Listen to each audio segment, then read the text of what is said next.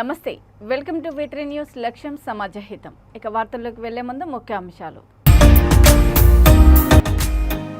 రాజన్న సిరిసిల్లలో యథేచ్ఛగా ఇసుక అక్రమ రవాణా పట్టించుకొని సంబంధిత అధికారులు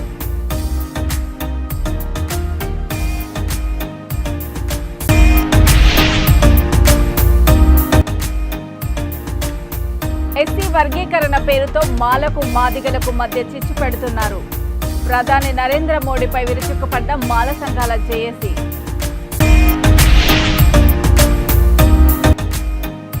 పాత బస్తీలో దేశీ కట్ట పిస్టల్తో బెదిరింపుల కలకలం ఇద్దరిని అదుపులోకి తీసుకున్న చంద్రయానగుట్ట పోలీసులు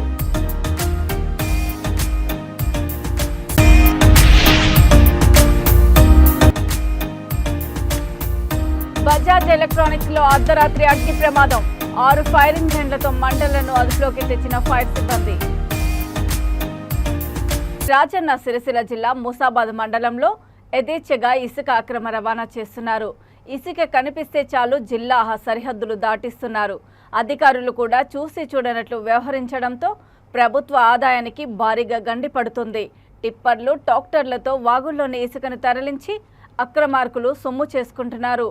నామాపూర్ చీకోడ్ చిప్పలపల్లి గ్రామాల గుండా అక్రమ ఇసుక రవాణా జిల్లా సరిహద్దు దాటిస్తున్నారు. ఇంత జరుగుతున్నా సంబంధిత అధికారులు నిమ్మకు నీరెత్తనట్లుగా వ్యవహరిస్తున్నారని పలువురు వాపోతున్నారు.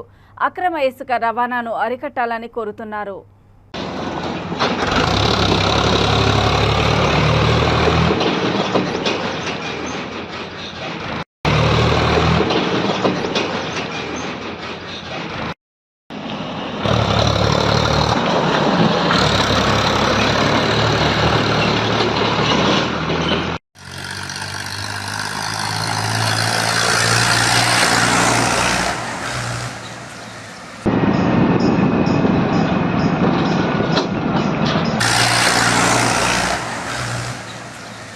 వేములవాడ రాజన్న సిరిసిల్ల జిల్లా శ్రీ రాజరాజేశ్వర దేవస్థానంలో election general observer doctor Jagadish Sonkar, IAS and additional collector Kimia నాయకులు ప్రత్యేక పూజలు చేశారు.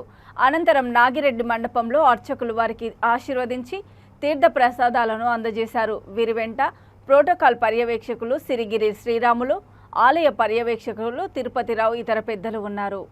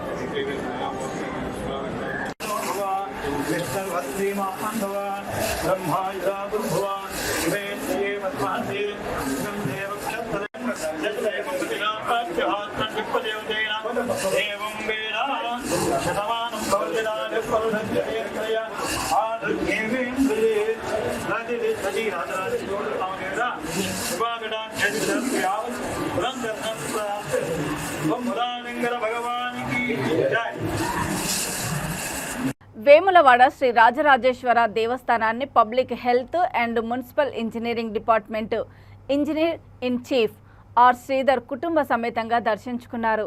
అనుకున్న కోరికలు వెంటనే నెరవేర్చే ప్రత్యక్ష దైవం రాజన్నకు ప్రత్యేక పూజలు చేశారు. అనంతరం అర్చకులు వారిని ఆశీర్వదించి తీర్థ ప్రసాదాలను అందజేశారు. వీరి వెంట ప్రోటోకాల్ పర్యవేక్షకులు సిరిగిరి శ్రీరాములు, ఆలయ పరిరక్షకులు అల్లి శంకర్ ఇతర ప్రభుత్వ పెద్దలు ఉన్నారు.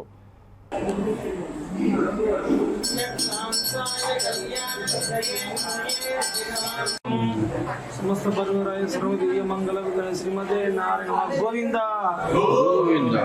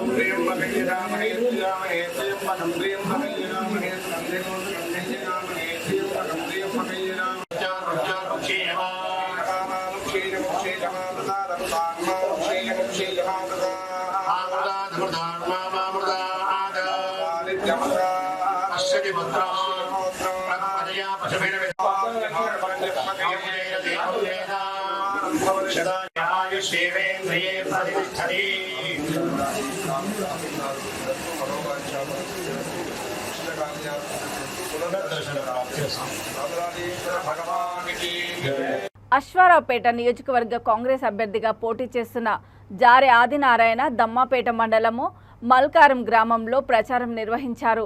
వందల సంఖ్యలో జనం తరలివచ్చి భారీ ర్యాలీతో పాల్గొని ప్రతి గ్రామం తిరుగుతూ ఎన్నికల ప్రచారం చేశారు. కాంగ్రెస్ కి సిపిఐ పార్టీ కూడా మద్దతు తెలపడంతో లెక్కలేనంత జనం వచ్చి ఎన్నికల్లో ప్రచారంలో పాల్గొన్నారు. ఈ కార్యక్రమంలో MPTC Naidu Srinu, Budde Koteswararao, CPI party నాయకుడు భాస్కర్రావు, మహిళా కాంగ్రెస్ అధ్యక్షురాలు సొంగ ఏసుమణి, కార్యకర్తలు పాల్గొన్నారు.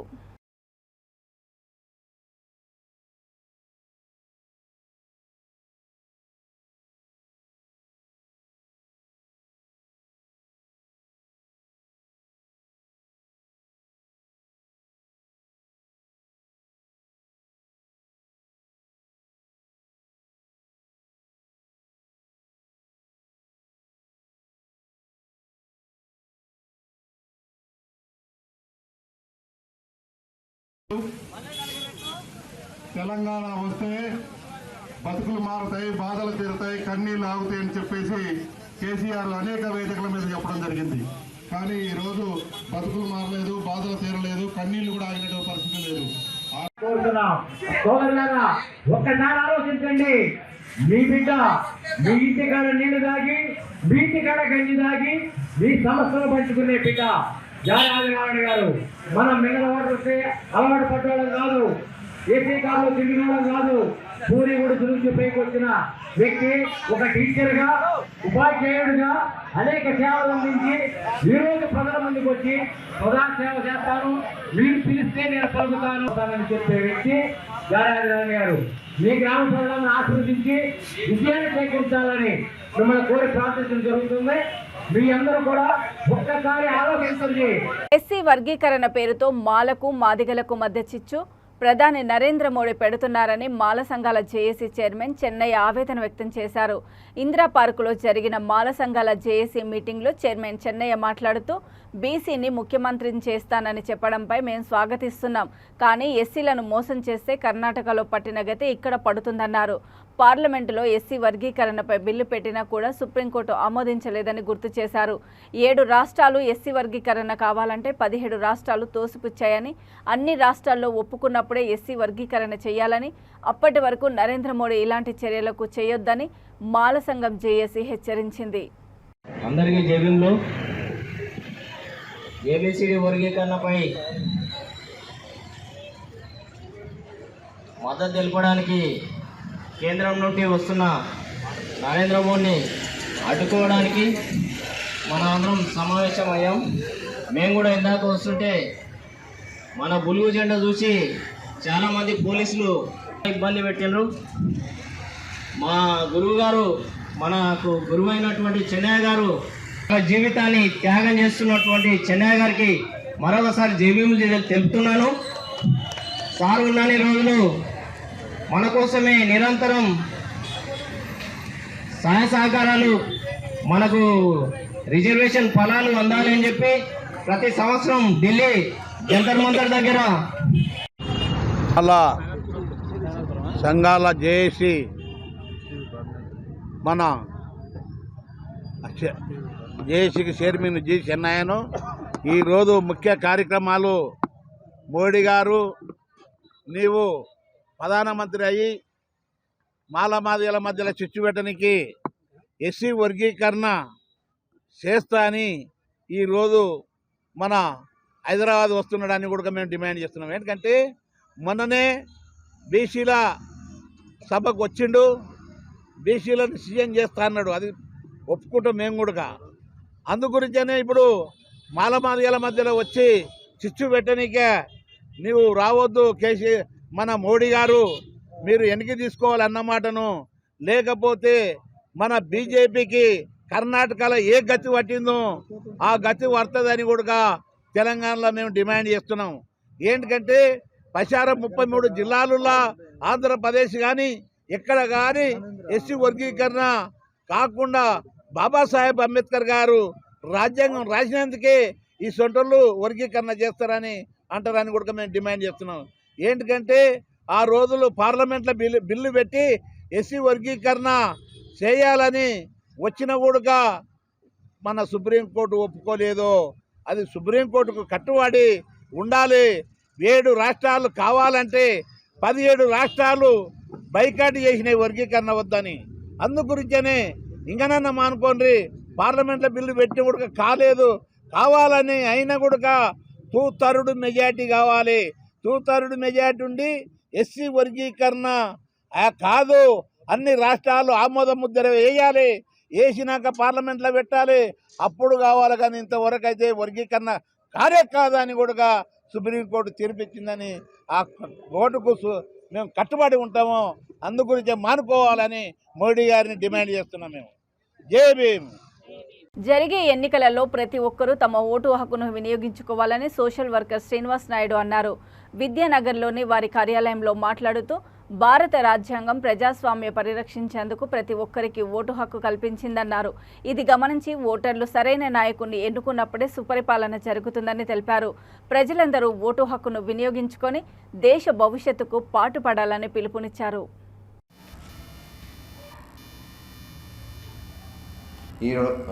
నా పేరు శ్రీనివాస్ నాయుడు. ఈరోజు 5 రాష్ట్రాలలో ఎలక్షన్లు జరుగుతున్నాయి. కావున ప్రతి ఒక్కరూ ఓటుని వినియోగించుకోవాలి. ఓటు అనేది ఇప్పుడు మనము మేనిఫెస్టోలు చదవాలి. ఫస్ట్ మేనిఫెస్టోలో ఏ పార్టీ ఏ మేనిఫెస్టోలో ఏమేమి ఇచ్చింది, ఆ మేనిఫెస్టోలు చదివిన తర్వాత దానివల్ల మనకి మన పిల్లలకి ప్రయోజనం పడేది విద్య, ఆరోగ్య. విద్య ఇంపార్టెంట్. ఎందుకో అంటే విద్య ఇప్పుడు మనము బయటి దేశాలకు మన పిల్లల్ని పంపిస్తున్నాం. అదే మన భారతదేశంలో ఇక్కడ ఉన్న ఇండస్ట్రీస్ కానీ ఇక్కడ ఉన్న మన సాఫ్ట్వేర్ కంపెనీస్ కానీ ఇక్కడ వచ్చినాయి అనుకో, మనం పోవాల్సిన అవసరం లేదు, మన పిల్లల్ని పంపించాల్సిన అవసరం లేదు. ఈరోజు మనము పిల్లల్ని పంపించి ఎంతోమంది పేరెంట్స్ ఎంతో బాధపడుతున్నారు. నా పిల్లలు అక్కడ ఉన్నారు బయటి దేశంలో, కనీసము వాళ్ళ నాన్నగారు చనిపోతే అమ్మగారు చనిపోతే రాని పరిస్థితిలో ఉన్నారు వాళ్ళు. ఈరోజు అక్కడ పోయిన తర్వాత ఎంతో బాధపడుతున్నారు పేరెంట్స్.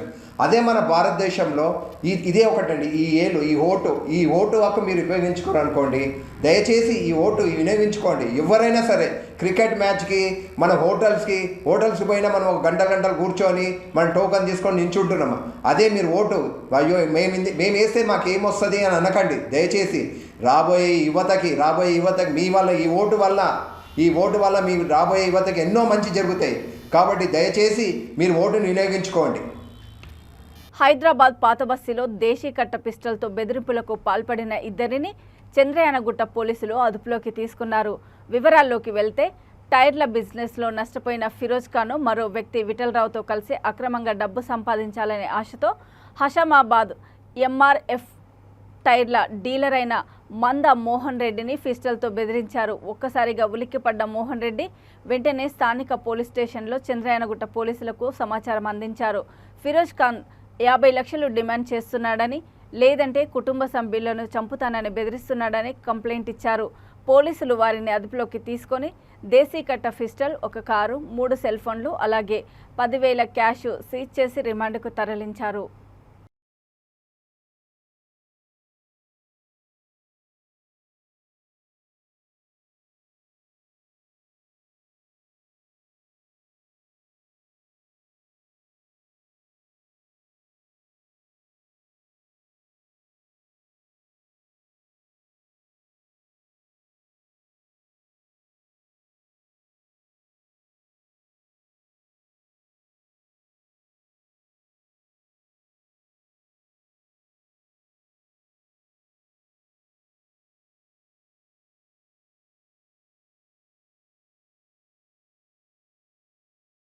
ఒక్క నిమిషం ఇది ఒక నిమిషం ఫోటో అంటే లేదు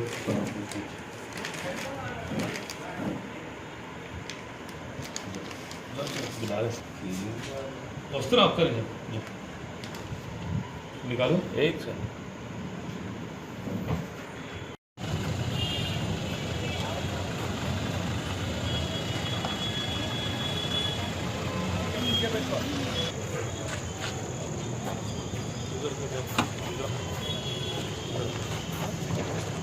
उधर तक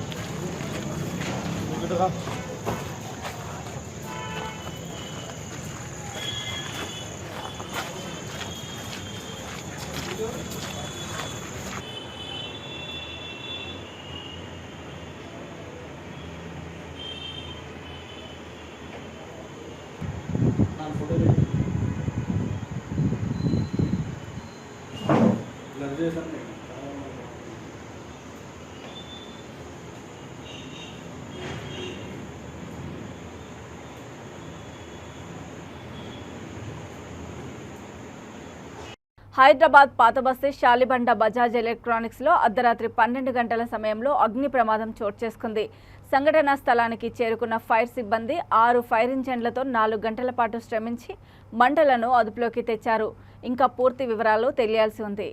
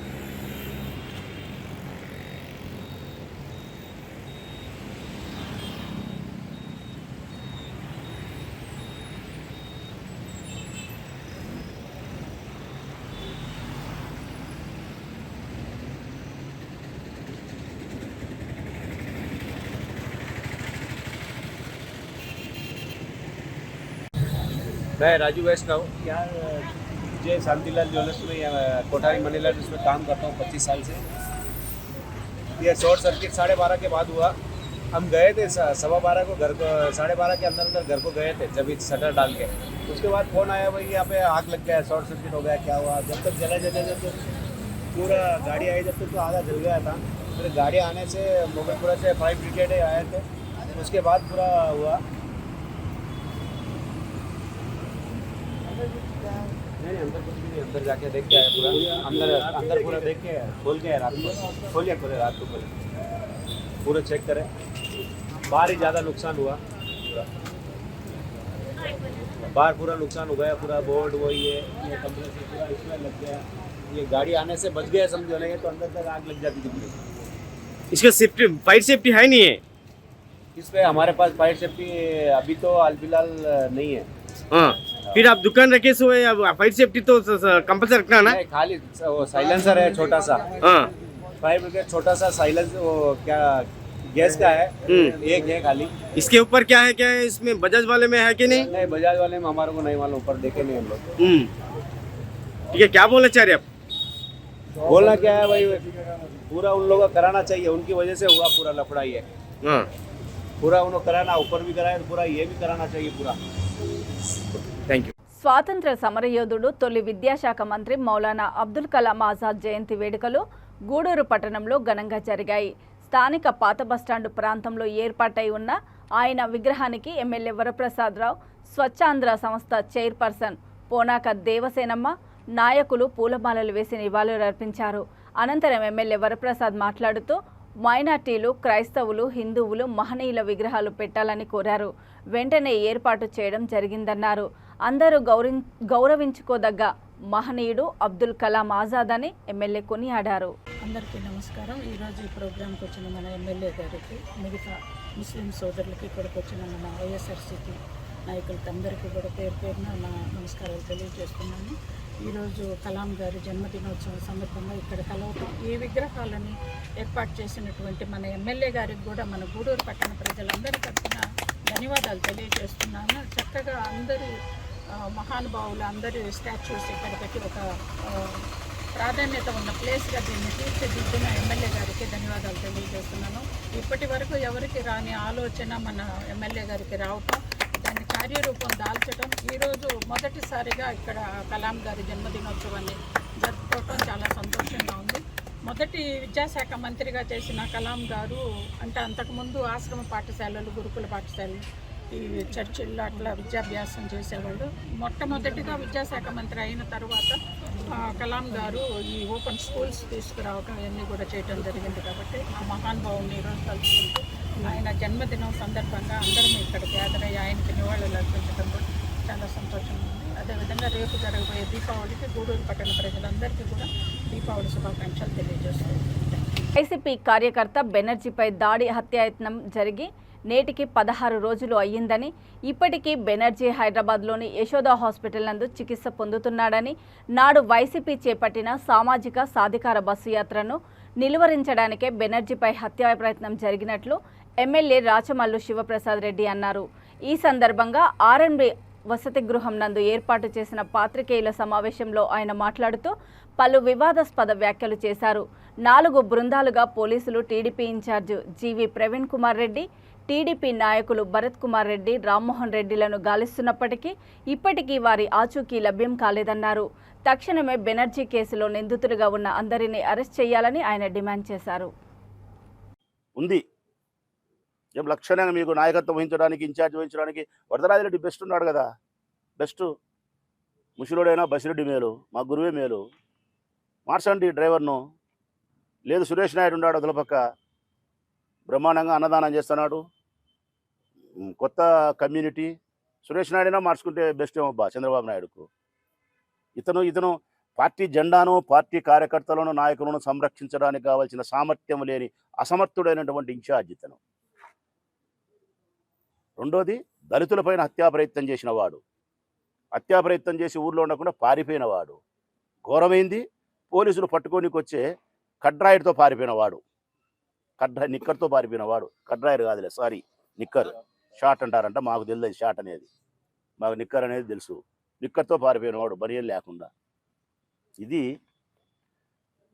అక్కడి నుంచి పోలీసులు అతను తాగిన మ్యాన్సనోస్ గ్లాసు తీసుకున్నారు, మ్యాన్సనోస్ ఫుల్ బాటలు వాడినది బాటలు తీసుకున్నారు, అతను వదిలేసిన బట్టలు కూడా తీసుకున్నారు.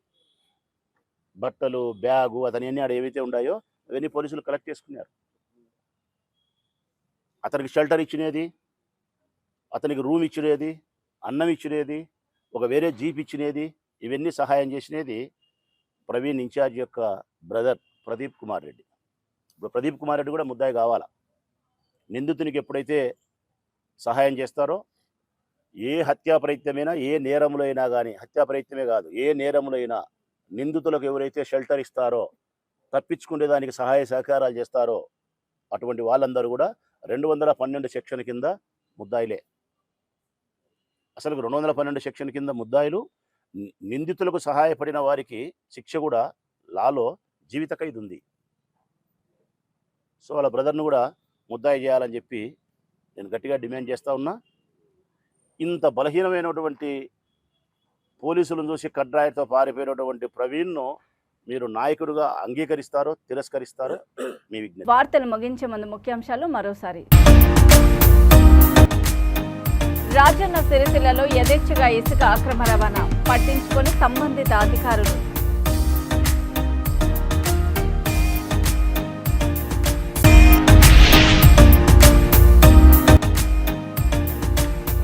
ఎస్సీ వర్గీకరణ పేరుతో మాలకు మాదిగలకు మధ్య చిచ్చు పెడుతున్నారు. ప్రధాని నరేంద్ర మోడీపై విరుచుకుపడ్డ మాల సంఘాల జేఏసీ.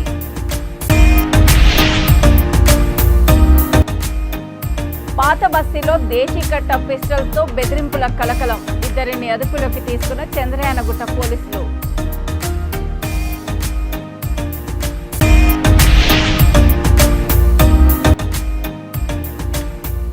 బజాజ్ ఎలక్ట్రానిక్స్ లో అర్ధరాత్రి అగ్ని ప్రమాదం. 6 ఫైర్ ఇంజన్లతో మంటలను అదుపులోకి తెచ్చిన ఫైర్ సిబ్బంది. చూస్తూనే ఉండండి V3 న్యూస్, లక్ష్యం సమాజహితం. నమస్తే.